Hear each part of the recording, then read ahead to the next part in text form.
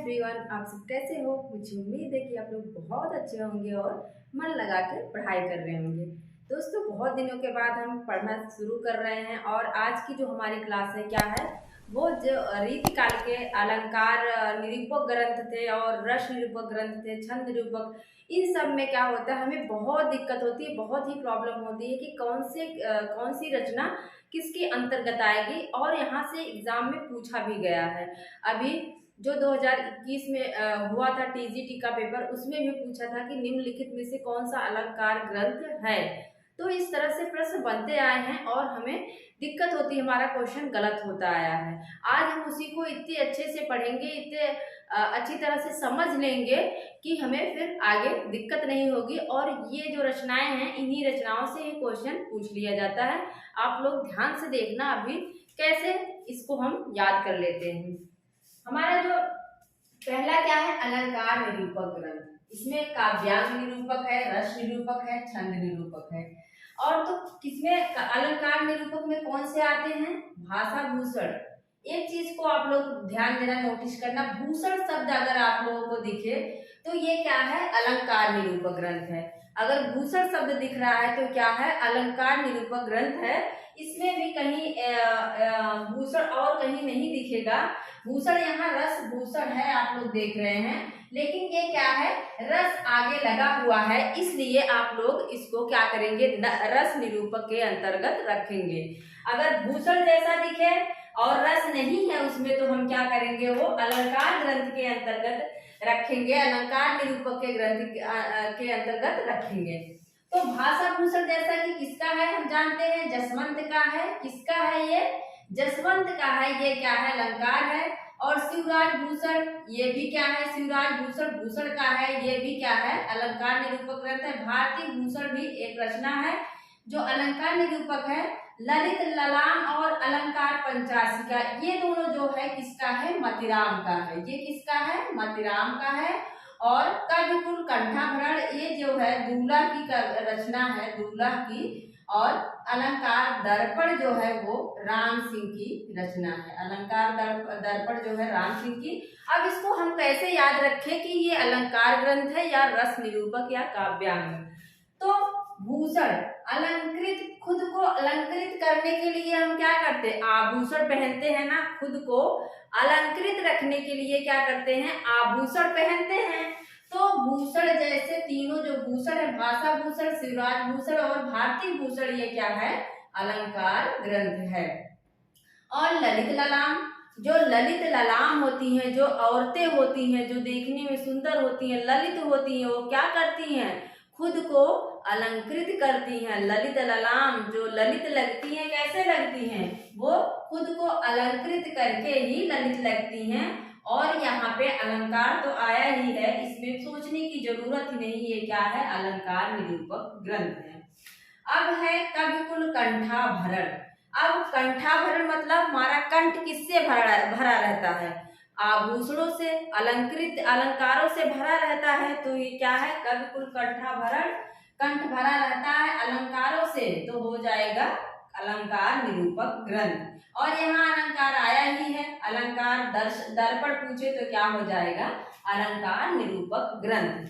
अब है हमारा क्या है, काव्यांग निरूपक। इसमें कौन सा है, कविकुल कल्पतरु। ये किसकी है, चिंतामणि की रचना है। किसकी है, चिंतामणि की है।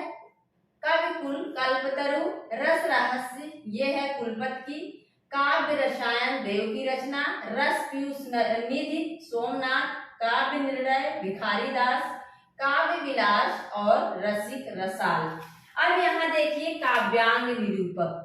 अब काव्य, अब अंगों में हम क्या करते हैं, कल्पतरु लगाते हैं ना। कल्पतरु कहाँ लगाते हैं, अंगों में लगाते हैं।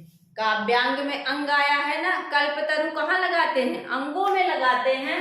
तो अगर कविकुल कल्पतरु पूछे तो क्या हो जाएगा, काव्यांग निरूपक। और हमारे अंग में ही क्या है, बहुत सारे रहस्य छुपे हुए। हमारे अंग में क्या है, बहुत सारे रहस्य छुपे हुए हैं, क्योंकि हम नहीं जानते कि हमारे अंदर क्या क्या कैसे कैसे भगवान करके बनाते हैं, हाथ पैर आँख नाक जो भी है, किडनी वगैरह, वो क्या है, एक रहस्य ही तो है, कैसे प्रकृति मानव की संरचना बना देता है।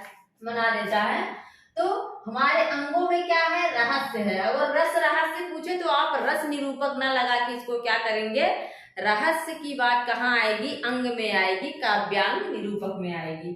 और फिर है काव्य रसायन, यहाँ काव्य आया ही है, तो काव्य रसायन अगर पूछे तो वो हो जाएगा काव्यांग निरूपक ग्रंथ।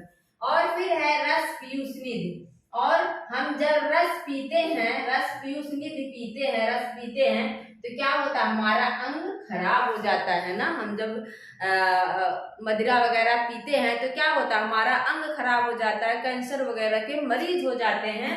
तो रस पीयूष निधि पीने से क्या होता है, हमारा अंग खराब हो जाता है। अंग खराब हो जाता है तो क्या हो जाएगा, रस पीयूष निधि काव्यांग निरूपक ग्रंथ हो जाएगा। यहाँ काव्य निर्णय जो भिखारी दास की रचना है, यहाँ पे काव्य आया ही है, तो आप लोगों को अगर काव्य दिख रहा है तो आप क्या करेंगे, उसको काव्यांग निरूपक ग्रंथ मानेंगे। और यहाँ भी काव्य विलास है तो ये भी क्या हो जाएगा, काव्यांग निरूपक ग्रंथ हो जाएगा।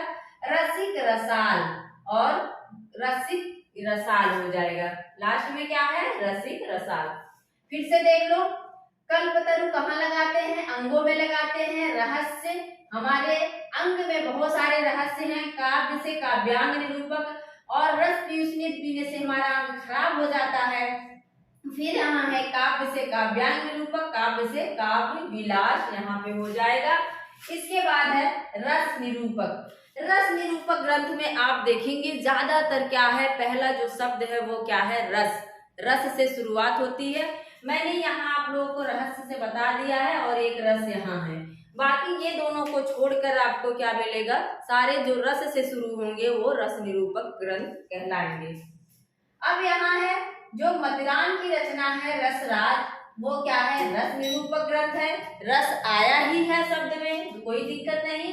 और यहाँ पे भाव विलास, भवानी विलास और रस विलास, ये तीन रचनाएं हैं। ये किसकी तीन रचनाएं हैं, ये देव की तीन रचनाएं हैं। आप लोग याद रख लेना, ये देव की तीनों रचनाएं हैं।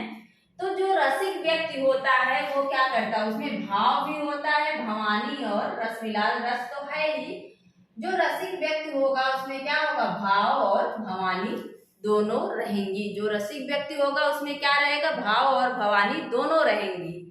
इसके बाद है श्रृंगार निर्णय। आप लोग याद रखना, अगर श्रृंगार शब्द आए तो वो क्या हो जाएगा, रस निरूपक के अंतर्गत आएगा। जैसे श्रृंगार निर्णय जो है और श्रृंगार विलास, ये दोनों क्या हो जाएगा, ये रस निरूपक के अंतर्गत आ जाएगा। इसको इस तरह से याद कर लेंगे, जो श्रृंगारिक व्यक्ति होते हैं वो बड़े रसिक होते हैं।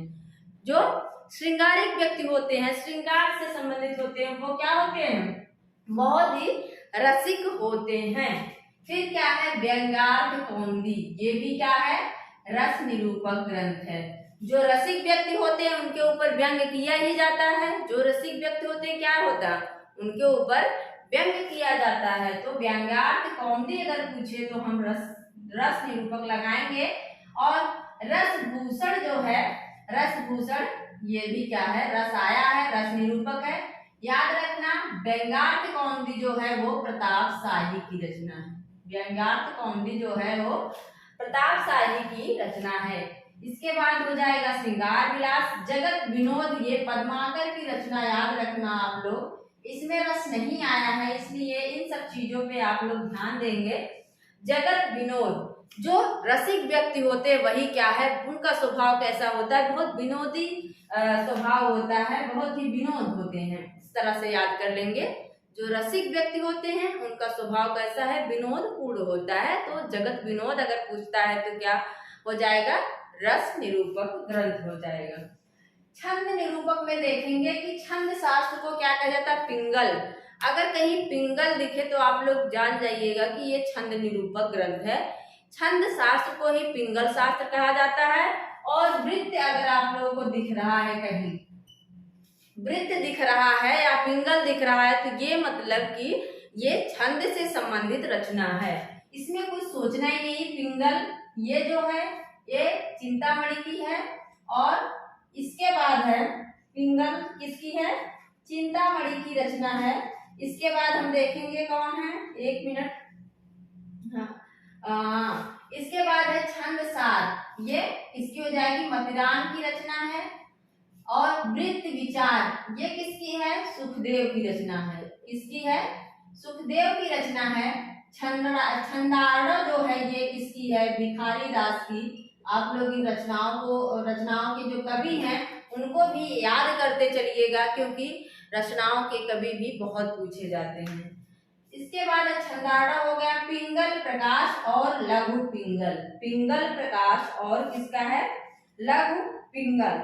ये सब क्या है? छंद निरूपक ग्रंथ है। पिंगल प्रकाश जो है वो किसकी रचना है? एक मिनट। पिंगल प्रकाश, पिंगल प्रकाश किसकी रचना हो जाएगी? पिंगल प्रकाश तो नंद किशोर एक कवि हैं यहीं के। कभी कभी छुटपुट रचनाएं भी पूछ लेता है। नंद किशोर, इन्हीं की रचना है पिंगल प्रकाश। और लघु पिंगल अगर पूछता है तो किसकी रचना हो जाएगी? ये चेतन, एक रीतिकालीन कवि थे चेतन, इन्हीं की क्या है? रचना है लघु पिंगल। तो आप लोग ध्यान देते रहिए, ये सारी रचनाएं पूछी गई हैं। और छंद निरूपक में आपको दिक्कत नहीं होनी चाहिए, क्योंकि छंद निरूपक मतलब पिंगल शास्त्र, और पिंगल जैसा शब्द दिखे तो आप छंद निरूपक ग्रंथ मानेंगे। और वृत्त जैसा शब्द दिखे है तो मतलब कि ये छंद से संबंधित है। रस में क्या है? रस लगभग आया है, बस रस रहस्य को छोड़कर और रस व्युत्पत्ति को छोड़कर क्या है? ये सारी रचनाएं रस निरूपक के अंतर्गत आएंगी। अलंकार में मैंने भूषण बता दिया है कि भूषण जैसा शब्द दिख रहा है अगर, तो आप लोग क्या करेंगे? उसको रस भूषण को छोड़कर क्या करेंगे? उसको अलंकार निरूपक ग्रंथ में मानेंगे। मुझे लगता है आप लोगों को समझ में आ गया होगा। मेरा पूरा वीडियो देखने के लिए धन्यवाद। मिलते हैं नेक्स्ट वीडियो में। धन्यवाद।